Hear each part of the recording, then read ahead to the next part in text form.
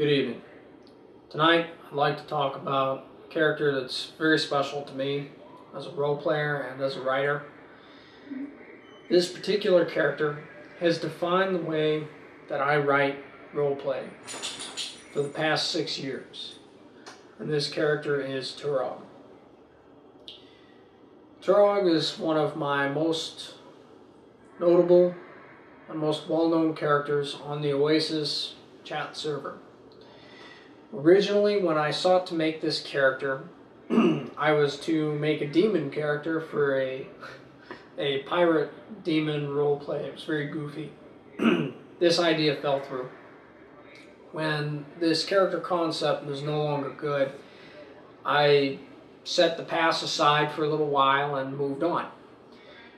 Later on, I decided that I wanted to make a medieval rolled-again character. Tyrog was born. I already had a story in mind, taking a character from the time before men and having him be a relic, a holdover, if you will. Very similar to the story of Thrace Dagon, although I did intend for more rolled again to come out as time went on. And of course you see Tempestus, Isora. There were other rolled again that came out, but none really lasted long, except for Tempestus. But for Tyrog, his story starts out as a sad one. He loses his family in the time when men are still young. And for anyone, this is a very, very difficult loss. Now, as you look around roleplay, you see many, many very tragic stories. It's very much a theme. And one of the things that I sought to do with this particular character at first was to play on that and to feed on it and make it part of his flaws. Originally, when Tyrog was first played, he was a character that very much disliked humans, very untrusting of humans. Slowly but surely, that aspect faded as his character played for more years. But initially, this character was very timid around humans, remained calm, usually kept to himself, tried not to be noticed, which for a 7-foot-tall, 500-pound anything, that's very difficult, especially when your fur is white. You're easy to notice. Another thing was his skill set. He wasn't really, even though he was a warrior, he wasn't really focused on being a warrior. A swordsman, yes. Good, especially at one time, definitely. But Tyrog's claim to fame was his art as a smith. And that was something that I never dreamt would be as much of a focal point with any roleplay character as it became with Tyrog.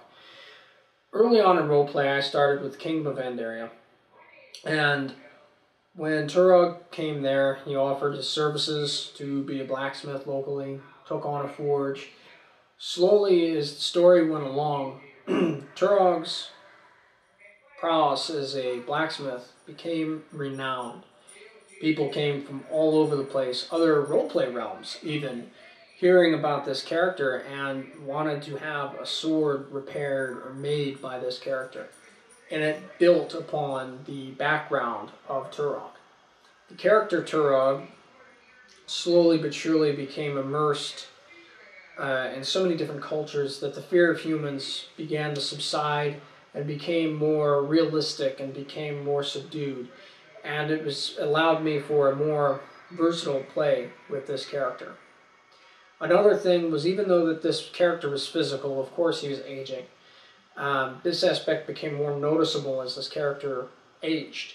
Now, with such a long life and such a vitality out of the gate, I wanted to highlight that period, that from the moment he started, that period of breaking down and starting to get too old to do things, too old to go into combat, too old to continue on as a smith, and slowly but surely he evolved and became too old to get around, too old to do much more than be the sage wisdom and offer of guidance that he was supposed to be. Tyrog's species as the Raldigan and himself as a character was actually devised from the species in the Dark Crystal. And I built this character from that background and allowed him to be a little bit more versatile, a little more warlike, a little more primal. I was able to really work with this character and help and guide it into a more unique direction. Not a lichen, not a vampire, not just an anthropomorphic character, but true elder species. It was what I sought, was to make something that was old, ancient, a throwback, a relic. Another aspect of Tyrog that was another claim to fame for this particular character was his kindness. This was something that I had not initially intended, but it came out in playing him. And being such an old and patient character, Tyrog's kindness became something that also he was renowned for, known for sitting and listening and caring about others. And it was what made this character better known and more well-rounded, being an approachable character at any given time of day, having tea or coffee with another character, having that ale, having that sparring match. These were the things that allowed Tyrog to become more robust. As time went on in Vandaria, he took a larger role. He became the Imperial Smith for a long time. This was several years real life running.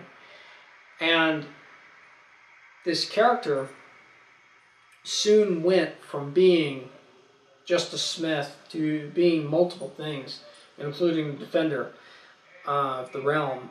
And at one point, the character lost his hearing due to a battle where his eardrums were burst. It was very interesting playing that with Tyrog. A character that has heightened senses like smell and hearing, and of course loses the sense like eyesight. His eyesight was very poor. That was played out through most of his life. His eyesight was extremely poor. He needed glasses to do even simple tasks. And it was interesting to play through that period, which lasted about 4 to 6 months. I can't remember now how long it really was. And eventually he was healed and he retained his hearing. But around this time was about the time that he left the realm of Vandaria. Initially, when I started playing this character in the medieval realm and the medieval sense, he was a wanderer, a drifter. And he was meant to remain that way, allowing me the versatility and the freedom to move from realm to realm to realm, to be wherever roleplay really went. Once I got into Star Wars roleplay management, however, it impeded my ability to switch tracks and roleplay medieval Star Wars, medieval Star Wars, medieval Star Wars. I wasn't able to continue to move between the realms. So what I had to do here was I shelved this character for a little while and just brought him in on occasion, but really I didn't play him very much. Then there was a period of time where some not so nice things happened in real life, and I took some time off from roleplay in general. I wasn't roleplaying much at all. I wasn't doing Star Wars, I wasn't doing medieval, and a good friend of mine asked me and said, hey, why don't you come into Deathstalkers? Bring Tyrog in. It's been a while. You know, you haven't roleplayed in ages. It'd be interesting to, get into a few scenes here. And so I said, okay. I said, all right, let me get Tyrog, let me bring him in. So I came into Deathstalkers. It was the first long-term roleplay I had been in for a while, and it was really interesting. It was really exciting. There's things going on. Very active place, very friendly place, very welcoming. And so once I got into Deathstalkers, the first thing I did was I moved forward with Tyrog's progression. The very last roleplay I had done, Tyrog was too far along and just too old and too hard traveled to be able to even do blacksmithing. He was finally retired from smithing and just getting to the point where he was moving from city to city. Part of his transition into being an older character was just that. So I transitioned this character and brought him into Deathstalkers as his final place, his final realm. As intended, this worked out beautifully. The writing of the character became more robust, and it became fuller. It wasn't just 2 paragraphs here, 1 paragraph here, 3 paragraphs there. It wasn't as erratic as it had been. It started to come out more smoothly. Now, of course, also, as a character gets old and gets to the point where they can't do as much as often, the writing starts to decay with the character, and this also started to happen. But I was able to balance it at this point. So Tyrog came to Deathstalkers and became a part of just daily life. Eventually, Tyrog was hired on by the Empire, specifically the Empress, to serve as an instructor in swordsmanship. And so the character carried on that task right until before the end of his life. Something that was very interesting to do with this character, and I had a lot of fun with, is role-playing him walking back from the forest or walking through the town on his way to work, having a daily job. It felt a lot like Vandaria had, where it had a daily task that this character had to get through. And it gave a lot of purpose to the writing. For Tyrog, this was very, very important to have that purpose, especially as his life began to wane. Also, of course, there was something else very important to Tyrog. If you go back in his history, back to Vandaria, when he was the Imperial Smith there, something important to remember is that he made friends that lasted. Characters like Vampiris Soultaker, Urzabet, we'll just call him Kern for the Cloaked Roamer. It's a Veridin. Not so well known, but for Tyrog, but these characters had come in and left, came and went, and so these characters stayed as people that Tyrog associated with and became friends with over that period of time. Arriving back in Deathstalkers, it was Vampiris Soultaker's typist that had asked me to come in, and interestingly enough, on one of the about the second or third time I had gone into Deathstalkers and attempted a scene, still trying to find my way around, I noticed that the character of Urzabet, whom had also not been active up until recent weeks and months, was there. Now again, going back to when Tyrog was in Vandaria, as a guide into a character, Rosalie Sedai, he was also a very active character there. And this plays into a very big part of his history. And in between more active scenes, Tyrog would be found in the Great Hall, resting, enjoying an ale or a cup of tea, enjoying his pipe, telling stories. Urzabet the Bard passed through, and they became friends just through talking. Tyrog looked forward to the company, as it appeared that Urzabet did as well. Slowly but surely, that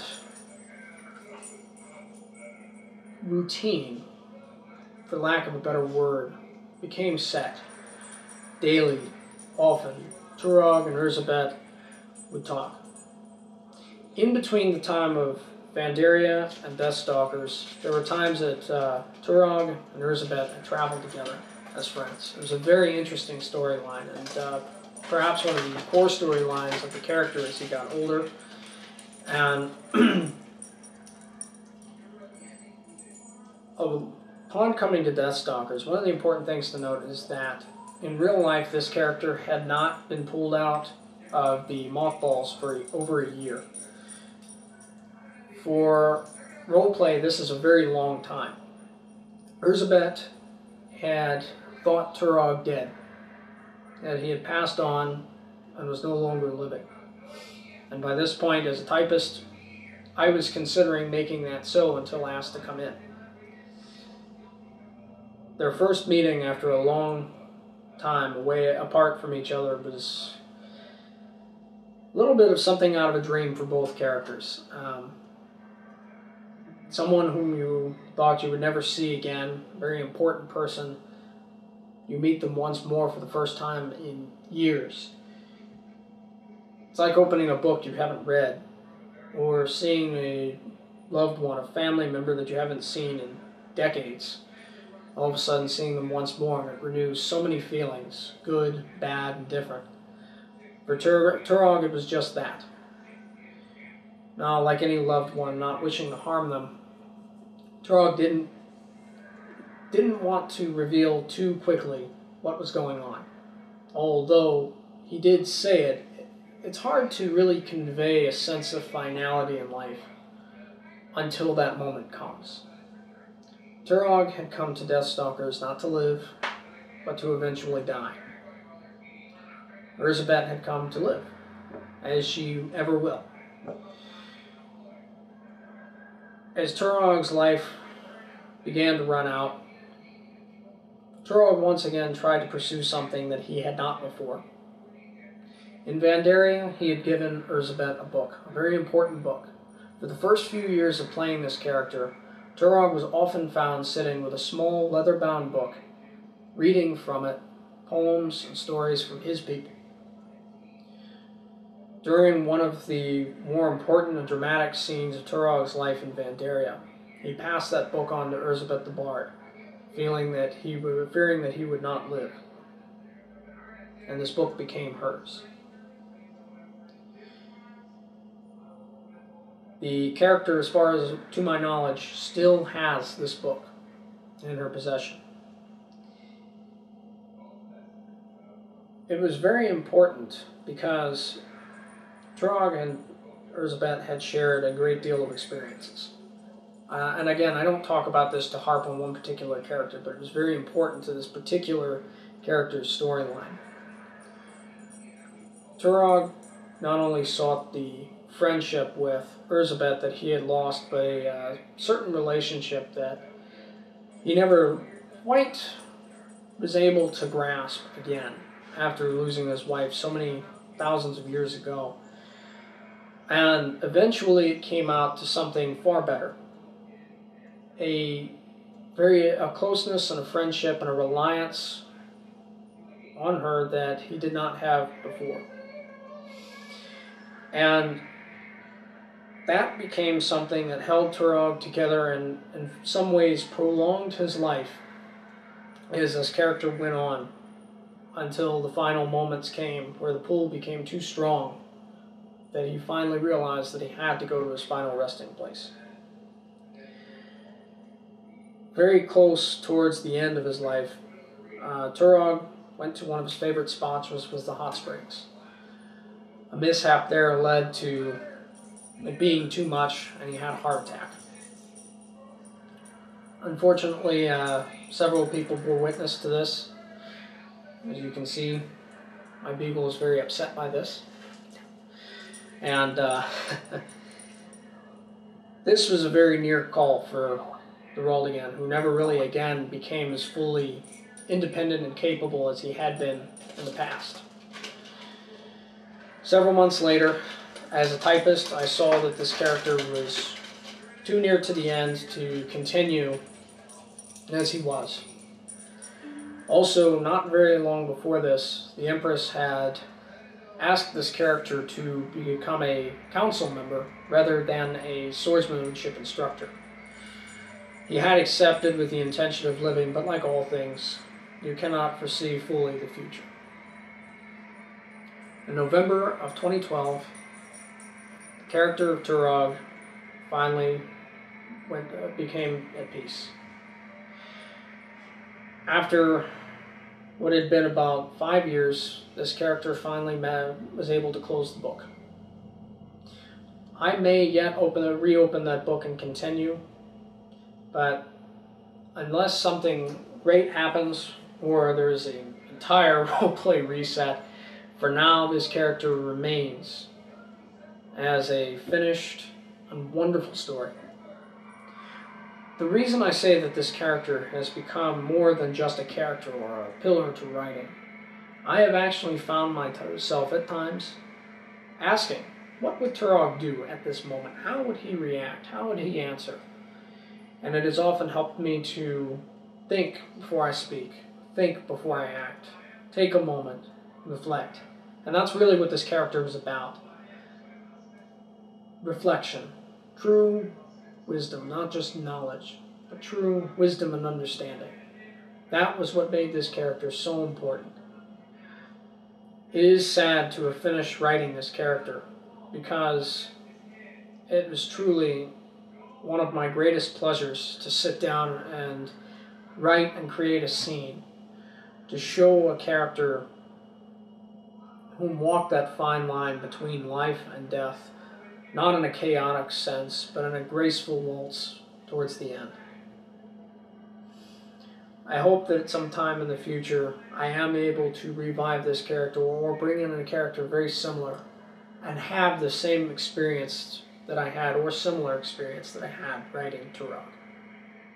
For those of you that have gotten to roleplay with Tyrog, you know that he was a very flawed individual like any, and known to have great depth. It's very difficult to part with a character like this. I keep harping on this because even now, sometimes I find myself feeling that same regret. It's a little bit like losing a loved one in a sense, losing such a key character to my writing. Nevertheless, to end this video, just as I close the book on Tyrog's story, I hope that this has brought a little bit more to light about what the character of Tyrog was about and what he meant not only to me, but hopefully to you. Thank you.